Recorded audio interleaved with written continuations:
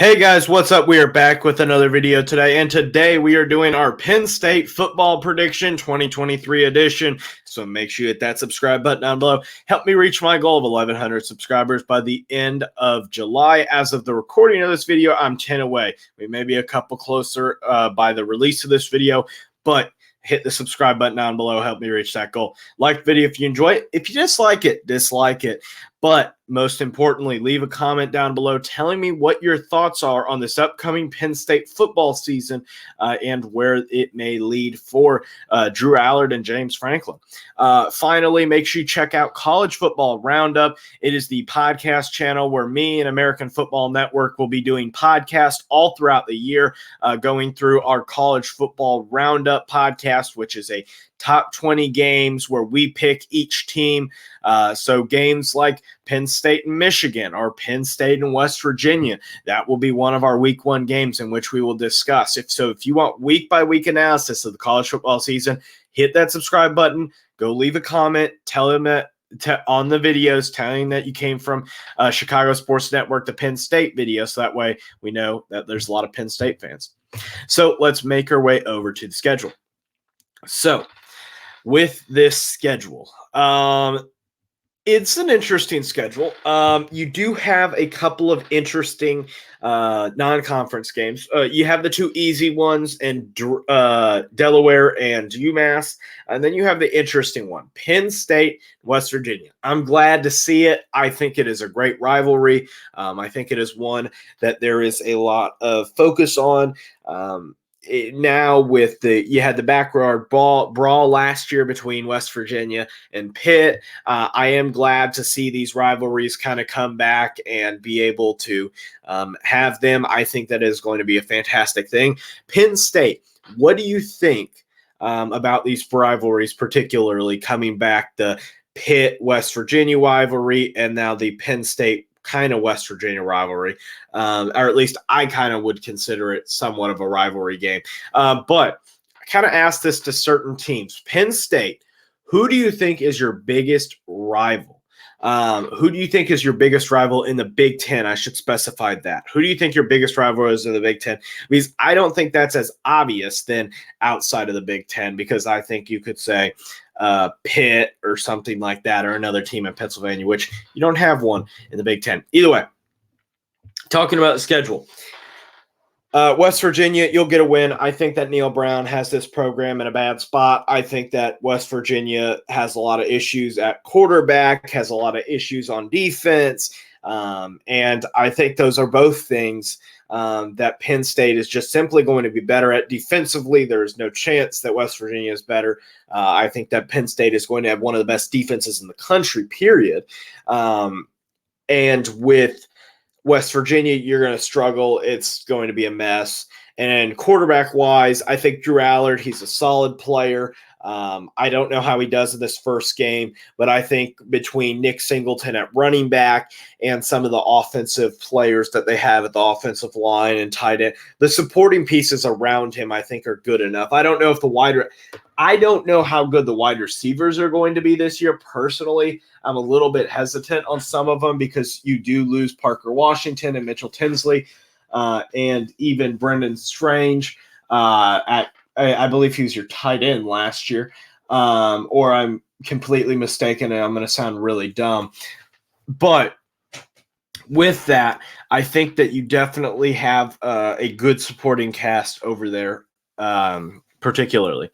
Then you have Delaware. You'll have no issue with Delaware. Delaware, solid FCS program, did go 8-5 last year, did beat Navy, which is an FBS program. So there are some points in their pocket, but overall, it's a team that they're just not that good. The Penn State will have no issues. Then you have Illinois, and this is where I may lose some of you guys in the Penn State faithful. I think this game is a loss. And hear me out. Illinois, they lose a lot of pieces. True, you're right. Illinois, you lose a running back, you lose a quarterback. Those are big problems. You lose your secondary, big issue. But. First of all, this game is in Champaign. It is not in Happy Valley. So that's point number one. Number two, quarterback-wise, yes, Illinois lost their quarterback, but what exactly did they lose? Because I think Luke Altmaier is a better quarterback than Tommy DeVito personally. So I'm not particularly on the side that you lost your quarterback. I understand that point, but I don't really agree because I don't think that he is as big of a loss as previous quarterbacks. So point number three.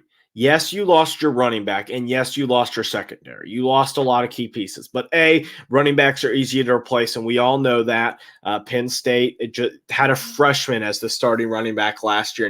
Nick Singleton basically is the starting running back, and he ran for over 1,000 yards. So I don't think it's going to be an issue running back-wise. Secondary-wise, you're looking at a team that has a fantastic defensive line particularly, and I don't know if Drew Allard in his third game is going to be able to handle the pressure in order to take advantage of a more inexperienced secondary. That's my reasoning. Hear me out, and you can leave your comment in the comment section, but thank you for hearing me out. Then you have Iowa. You're going to have no issue against Iowa. Iowa's no offense. Iowa is so pathetic offensively, and I'm sure they'll be better because, well, you have to be, or their offensive coordinator, also Kirk Ferentz's son, is going to be out of a job, even if you want to have the most absolute highest level of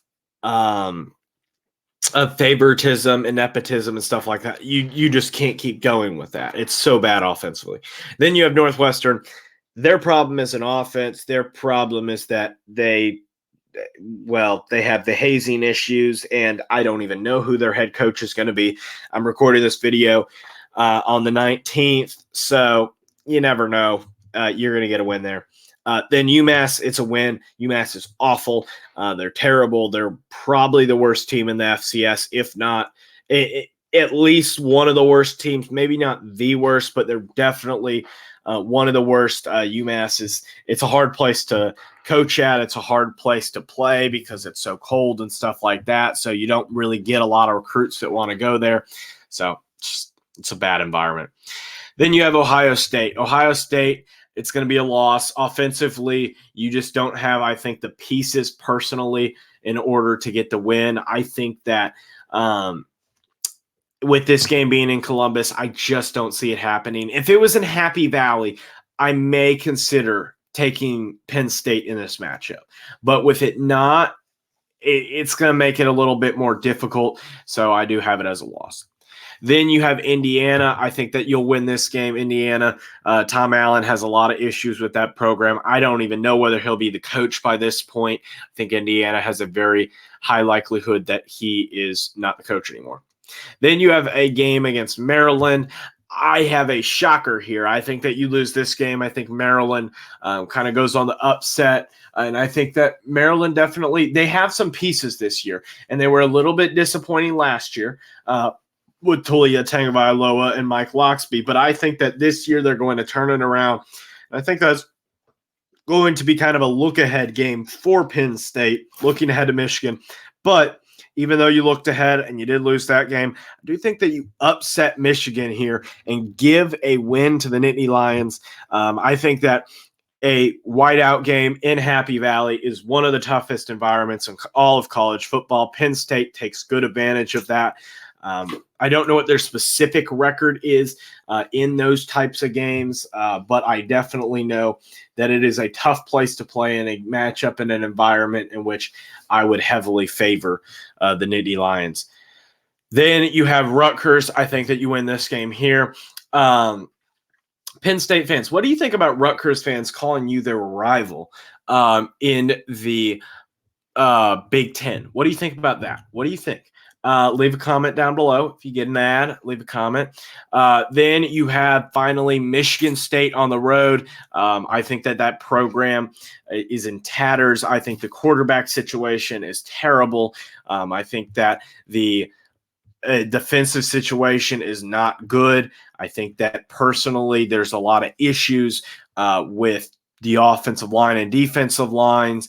I think that they have a lot of issues that they're going to need to fix if they want any shot at winning a having a winning season, period.